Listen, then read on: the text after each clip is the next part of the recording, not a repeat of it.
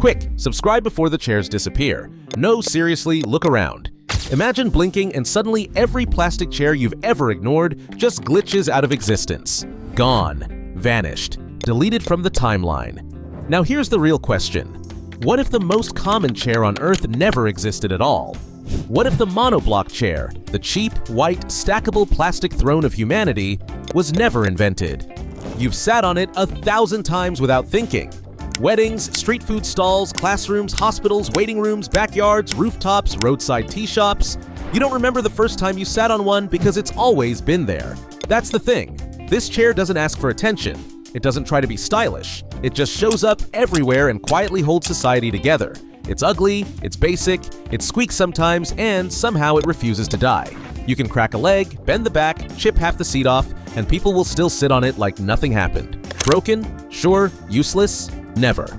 Now let's delete it from history. No dramatic explosion, no warning, just empty space where chairs used to be. Instantly, things start falling apart. Street food stalls are the first to collapse. No chairs means no sitting, so suddenly eating becomes an athletic event. People are squatting, balancing plates on their knees, leaning against walls, sitting on buckets, bricks, anything that vaguely resembles furniture. Congratulations, you've turned dinner into an Olympic sport. Gold medal goes to thigh strength. 5 minutes in, legs shaking, regret setting in. Then weddings. Absolute chaos. Hundreds of guests, no seating. People standing, leaning on railings, sitting on stairs, crouching on the floor, pretending they're fine. The ceremony is 2 hours long. The outfits are heavy. The smiles are fake. The legs are gone. Someone tries to sit on the ground, stands up again immediately, and realizes their knees have entered early retirement. This isn't a celebration anymore. It's endurance training with background music. Schools don't fare any better. No chairs means no desks, no seating, no structure. Students end up on floors, backpacks, windowsills. Congratulations, you've reinvented floor school. Ancient Greece vibes, except less philosophy and more back pain. One student is fully lying down. The system has collapsed. The teacher has accepted it. This is fine. And then the real problem reveals itself. Chairs are expensive. Real chairs. Wood chairs, metal chairs, cushion chairs. They cost money. They're heavy. They're hard to move, hard to store, hard to replace. They break differently. They don't stack well. They require logistics, planning, budgets. Suddenly, public spaces become a nightmare. Events cost more. Small businesses struggle.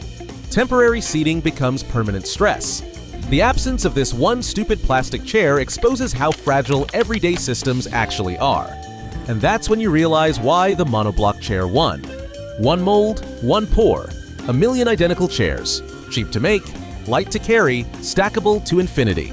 You can throw them on trucks, pile them in storage, drag them across concrete, leave them in rain, sun, heat, dust, and they just keep existing.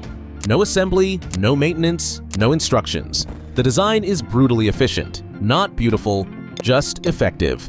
Of course, there's a catch. Plastic is a problem. Pollution is real. Waste is real. There's no pretending otherwise. Plastic everywhere. Oceans, landfills. The guilt hits. But then ask the uncomfortable question. Without this chair, what happens to accessibility? What happens to affordability? What happens to public spaces where people need somewhere to sit right now, not after a budget meeting? The chaos returns instantly. The answer isn't simple. It never is. And then the tone shifts. Slow down, look closer. An elderly person resting during a long day. A street vendor finally sitting after hours on their feet. A crowded event that somehow works because there are enough seats for everyone. This chair didn't just support bodies, it supported daily life. It enabled rest. It made public spaces functional. It allowed people to gather, wait, eat, learn, recover, all without asking for credit. This wasn't bad design, it was invisible design. So yeah, the monobloc chair is ugly. It's not winning awards, it's not going in museums, it's not aesthetic. It cracks, it fades, it squeaks.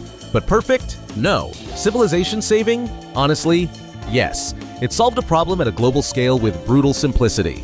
It traded beauty for function and won. Quietly.